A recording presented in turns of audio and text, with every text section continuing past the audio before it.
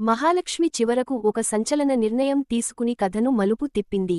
విక్కీ వెనుక ఉన్న అసలు నైజం ఏంటో పూర్తిగా బయటపెట్టి, అందరి ముందే చక్రి నా భర్త అని గుండె మీద చేయి వేసి ఎలా ఒప్పుకుందో ఈ వీడియోలో చాలా వివరంగా, క్లియర్గా చూసేద్దాం.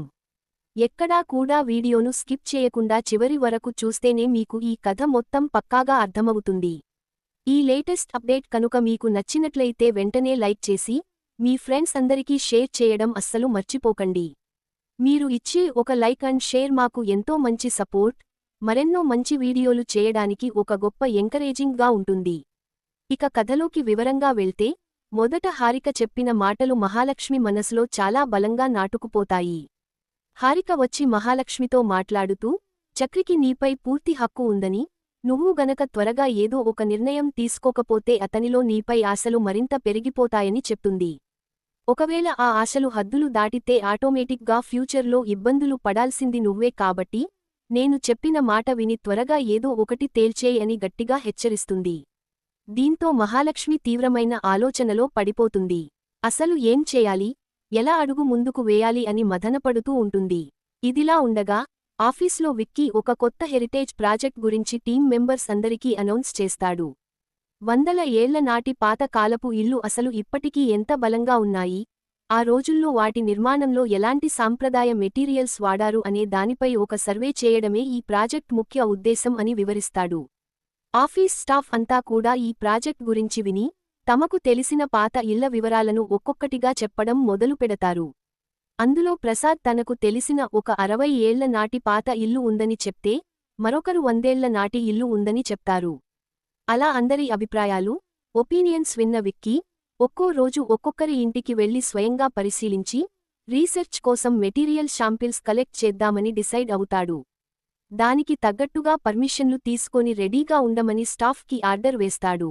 అలా ప్లాన్ చేసుకున్నట్టే, మొదట ప్రసాద్ చెప్పిన ఇంటికి వెళ్లి చూసిన తర్వాత, నెక్స్ట్ మహాలక్ష్మి ప్రస్తుతం నివసిస్తున్న బృందావనం అనే పాత ఇంటికి విక్కీ తన టీంతో కలిసి వస్తాడు. ఆ ఇల్లు చూడటానికి చాలా పురాతనంగా ఉన్నప్పటికీ, ఎక్కడా కూడా చెక్కుచెదరకుండా ఉండటం చూసి విక్కీ, దివ్య ఇద్దరూ కూడా తీవ్ర ఆశ్చర్యపోతారు. కొంచెం మెయింటెనెన్స్ ఉంటే ఇంకా బాగుండేది విక్కీ అని దివ్య అనగా, అవును అది కనిపిస్తూనే ఉంది అని విక్కీ అంటాడు. ఇక్కడ మనకు మెటీరియల్ శాంపిల్స్ కలెక్ట్ చేయడం చాలా ఈజీ అవుతుంది కదా అని దివ్య అడగడంతో, అవును ఇది మెయింటెనెన్స్ లేని బిల్డింగ్ కాబట్టి గోడల పగుళ్ల నుండి శాంపిల్స్ తీసుకోవడం మనకేమీ ఇబ్బంది అనిపించదు అని ఇద్దరూ అనుకుంటారు. అలా మాట్లాడుకున్నాక, ఇల్లంతా లోపలికి వెళ్లి చూద్దామని చెప్పి అందరూ లోపలికి ఎంటర్ అవుతారు. అక్కడ ఉన్న కుటుంబ సభ్యులంతా విక్కీకి ఒక్కొక్కరిగా పరిచయం అవుతారు. ఈ ఇల్లు ఎప్పుడు కట్టారు అని విక్కీ అడగగా, మా తాతగారి నాన్నగారు అంటే మా ముత్తాతగారు సుమారు 120 ఏళ్ల క్రితం కట్టిన ఇల్లు ఇదని, చాలా స్ట్రాంగ్గా ఉండటం వల్లే దీన్ని పడగొట్టకుండా ఇలాగే ఉంచామని చెప్తాడు. 120 ఏళ్ల నాటి ఇల్లా అని విక్కీ ఆశ్చర్యపోతూ ఉండగా, అక్కడే నిలబడి ఉన్న చక్రిని చూస్తాడు. చక్రి వైపు కొంచెం తేడాగా చూస్తూ, ఆ రోజు వచ్చి అక్కడ అంత పెద్ద గొడవ చేసిన ఈ వ్యక్తి అసలు నీకు ఏమవుతాడు అని మహాలక్ష్మిని నేరుగా అడుగుతాడు. విక్కీ అలా అడిగేసరికి మహాలక్ష్మికి ఒక్క క్షణం ఏం చెప్పాలో అర్థం కాదు. మరోపక్క చక్రి కూడా చాలా ఆశగా, ఉత్కంఠగా చూస్తూ ఉంటాడు. ఇప్పుడు మహాలక్ష్మి తనను భర్త అని చెప్తుందా లేక వేరే ఎవరైనా అని చెప్తుందా అని మనసులో అనుకుంటాడు. కాని మహాలక్ష్మి మాత్రం సమయస్ఫూర్తితో మాట్లాడుతూ, ఇక్కడి కుటుంబం అంతా నా శ్రేయోభిలాషులని, నేను పడిపోతాను అనుకున్న ప్రతిసారీ మా వెనుకాల కొండలా నిలబడే మనుషులని చెప్తుంది. ఎలాంటి ఆపద వచ్చినా అండగా ఉంటారని, ఇంకా చెప్పాలంటే బయట ఉన్న ఆయనైతే పోతురాజులా అడ్డంగా నిలబడిపోతాడు అని చక్రి గురించి ఇండైరెక్ట్ గా చెప్తుంది.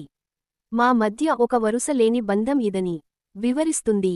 అయితే చక్రి గురించి ప్రత్యేకంగా విక్కీ మళ్లీ అడగడంతో, మా మధ్య అలాంటి రిలేషన్ ఏమీ లేదని, నా మనసు ప్రస్తుతం ఒక క్లీన్ వైట్ పేపర్ లాంటిదని, దానిపై ఎవరి పేరు రాయాలని అనుకోవట్లేదని, ప్రెసెంట్లో మహాలక్ష్మి చాలా క్లియర్గా ఉందని చెప్తుంది. ఆ మాటలకు విక్కీ, ఓ అవునా, ఆ వైట్ పేపర్ని కలర్స్తో నింపడానికి వచ్చేవాడు చాలా అదృష్టవంతుడై ఉంటాడు అని కొంచెం సైట్ కొడుతూ మాట్లాడతాడు. ఆ తర్వాత శాంపిల్స్ కలెక్ట్ చేసే ప్రాసెస్ గురించి కేశవ తన మెకానిక్ భాషలో అడగడంతో, విక్కీ టీం తమ ల్యాబ్ టెక్నాలజీ గురించి చాలా వివరంగా వివరిస్తుంది. ల్యాబ్కి ఈ మెటీరియల్ తీసుకెళ్లాక కెమికల్స్లో వేసి, మట్టిని మట్టిగా, ఇసుకను ఇసుకగా, సున్నాన్ని సున్నంగా వేరు చేసి పూర్వీకులు వాడిన నిర్మాణ రహస్యాలను గుర్తిస్తామని, ఆ టెక్నాలజీని ఫ్యూచర్ బిల్డింగ్స్లో వాడుకుంటామని చెప్తారు. అయితే ఈ ఇల్లు ప్రస్తుతం కోర్టు కేసులో ఉండటం వల్ల ఎలాంటి మరమ్మతులు గానీ మార్పులు చేర్పులు గానీ చేయకూడదనే నిబంధన ఉందని నారాయణ చెప్పడంతో తామే కోర్టుతో మాట్లాడి క్లియరెన్స్ తీసుకొస్తామని విక్కీ బాధ్యత తీసుకుంటాడు. కాని ఇక్కడే విక్కీ మనసులో అసలు ప్లాన్ మొదలవుతుంది. మహాలక్ష్మి పద్ధతి, ఆమె ఉన్న వాతావరణం, ఇంతమంది మధ్య ఉన్న ఆమె ప్యూర్గా ఉండటం చూసి ఎలాగైనా ఆమెను తన జీవితంలోకి ఆహ్వానించాలని డిసైడ్ అవుతాడు. అందుకే ఆ ఇంటి చుట్టూ తిరుగుతూ రోజురోజుకు మహాలక్ష్మికి మరింత దగ్గరవ్వడానికి రకరకాల ప్రయత్నాలు చేయడం స్టార్ట్ చేస్తాడు. ఈ విషయాన్ని చక్రి, కేశవ ఇద్దరూ గమనిస్తూనే ఉంటాడు. వీడు కొంచెం ఓవర్ యాక్షన్ చేస్తున్నాడని, మహాలక్ష్మిపై కన్నేశాడని చక్రి అనగా, అవును రా వాడు ఏదో ప్లాన్ చేస్తున్నాడు. కాని మహాలక్ష్మికి వాడు ఏంటో తెలిసేలా చేస్తే ఆమె అతనికి దూరంగా ఉంటుంది. కాబట్టి సరైన అవకాశం కోసం ఎదురుచూడు అని కేశవ సలహా ఇస్తాడు. కొన్ని రోజులకు కోర్టు పర్మిషన్ రాగానే విక్కీ తన టీంతో కలిసి మళ్లీ బృందావనం వస్తాడు. అక్కడ శాంపిల్స్ కలెక్ట్ చేస్తున్న సమయంలో విక్కీ తన కొలీగ్ కమ్ ఫ్రెండ్తో పర్సనల్ విషయాలు మాట్లాడుతుంటాడు. మహాలక్ష్మి గోల్డ్ మెడలిస్ట్ అని, ఆమె అందాన్ని, వ్యక్తిత్వాన్ని పొగుడుతూనే ప్రొఫెషనల్ లైఫ్ని వాడుకుని పర్సనల్ లైఫ్లో ఆమెను ఎలాగైనా దక్కించుకుంటానని చెప్తాడు. టైం వచ్చినప్పుడు ఆమెను వదలకుండా పట్టుకుంటానని, ఆమె నడుము, పెదాల గురించి చాలా అసభ్యంగా వర్ణిస్తూ మాట్లాడుతాడు. ఈ మాటలన్నింటినీ అక్కడే దాక్కున్న చక్రి తన ఫోన్లో రహస్యంగా వీడియో తీసి భద్రపరుస్తాడు. విక్కీ అసలు రంగు, అతని వెనుక ఉన్న కామాంధుడి రూపం మహాలక్ష్మికి చూపించడానికి ఇదే సరైన సాక్ష్యం అని ఫిక్స్ అవుతాడు.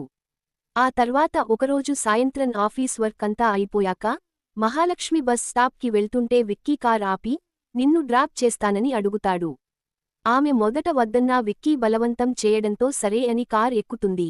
కార్లో వెళ్తున్న సమయంలోనే చక్రి కరెక్ట్గా మహాలక్ష్మికి ఫోన్ చేస్తాడు. విక్కీ నిన్ను ఇంటికి కాకుండా తన పర్సనల్ గెస్ట్ హౌస్కి తీసుకెళ్తున్నాడని, ఒకవేళ చక్రి చెప్పింది అబద్ధమైతే ఇంటికి వచ్చాక ఒక వీడియో చూపిస్తానని, నిజమై గెస్ట్ హౌస్కి తీసుకెళ్తే మాత్రం నేనే వచ్చి నిన్ను కాపాడుతానని చెప్పి ఫోన్ లైన్లోనే ఉంచమంటాడు. చక్రి చెప్పినట్టుగానే విక్కీ కాఫీ తాగుదాం, కాసేపు చిల్ అవుదాం అంటూ మహాలక్ష్మిని బలవంతంగా తన గెస్ట్ హౌస్కి తీసుకెళ్తాడు. గెస్ట్ హౌస్లోకి వెళ్లాక విక్కీ తన ఆస్తిపాస్తుల గురించి గొప్పలు చెప్పుకుంటూ, నేను మా నాన్నకు ఒక్కడినే కొడుకని, చాలా ఆస్తి ఉందని చెప్తాడు. నీలాంటి పద్ధతి గల అమ్మాయిని పెళ్లి చేసుకోవాలని ఉందని, అందుకే ఇక్కడికి తెచ్చానని చెప్తూ, నువ్వు నాకు జీవితాంతం కావాలంటూ ఆమె చేయి పట్టుకుని బలవంతంగా దగ్గరవ్వడానికి ప్రయత్నిస్తాడు. మహాలక్ష్మి భయపడుతూ, ప్లీజ్ దూరంగా ఉండండి అని చెప్తున్నా విక్కీ వినకుండా ముందుకు వస్తాడు. కరెక్ట్గా అదే సమయానికి చక్రి తలుపులు బద్దలు కొట్టుకుని లోపలికి ఎంట్రీ ఇస్తాడు. మహాలక్ష్మిని అలా చూసేసరికి చక్రికి విపరీతమైన కోపం వచ్చి, విక్కీ కాలర్ పట్టుకుని నిలదీసి పిచ్చి కొట్టుడు కొడతాడు. చక్రి కొట్టిన దెబ్బలకు విక్కీ కింద పడిపోయి మూలుగుతూ ఉంటాడు. అక్కడి నుండి మహాలక్ష్మి చేయి పట్టుకుని చక్రి ఆమెను సురక్షితంగా బృందావనం ఇంటికి తీసుకువస్తాడు. ఇంటికి వచ్చాక అందరి ముందే మహాలక్ష్మి చక్రిని తన రూంలోకి రమ్మని పిలుస్తుంది. లోపలికి వెళ్లాక, అసలు ఆ వీడియో ఏంటో చూపించండి అని అడగడంతో, విక్కీ తన ఫ్రెండ్తో మాట్లాడిన నీచమైన వీడియోను చక్రి చూపిస్తాడు. ఆ వీడియో చూసిన మహాలక్ష్మి ఒక్కసారిగా షాక్ అయిపోతుంది. ఇంత జరిగినా నాకు ముందే ఎందుకు చెప్పలేదు అని అడిగితే, నువ్వు నా భార్యవి, నా భార్యను భద్రంగా చూసుకోవాల్సిన బాధ్యత నాదే, నువ్వు నమ్మవనే సందర్భం కోసం ఆగాను అని చక్రి ఎమోషనల్గా చెప్తాడు. చక్రి ప్రేమని, తనపై ఉన్న కేరింగ్ని పూర్తిగా అర్థం చేసుకున్న మహాలక్ష్మి ఒక్కసారిగా కళ్ళెంబడి నీళ్లు తెచ్చుకుని, చక్రి చేయి పట్టుకుని అయ్యాం సారీ అంటూ అతన్ని గట్టిగా హగ్ చేసుకుంటుంది. చక్రి ఎంతో ఆనందంలో మునిగిపోతుంటే, మహాలక్ష్మి మళ్లీ తన మార్క్ స్టైల్లో ఇదొక థాంక్స్ చెప్పే ఫ్రెండ్లీ హగ్ మాత్రమేనని, అంతకుమించి ఒక్క అడుగు ముందుకు వేసినా ఊరుకోనని స్వీట్ వార్నింగ్ ఇస్తుంది. దీంతో చక్రి భలే ఫీల్ పోగొట్టావు అంటూ నవ్వుకుంటూ అక్కడి నుండి వెళ్తాడు. మొత్తానికి విక్కీ వేసిన దుష్ట ప్లాన్ రివర్స్ అయి, చక్రి నా భర్త అనే విషయాన్ని మహాలక్ష్మి మనస్ఫూర్తిగా అంగీకరించేలా చేసింది. మరి ముందు ముందు ఈ కథలో ఎలాంటి ట్విస్టులు రాబోతున్నాయో వేచి చూడాలి. ఈ వీడియో కనుక మీకు నచ్చినట్లయితే వెంటనే లైక్ చేయండి, షేర్ చేయండి. మరిన్ని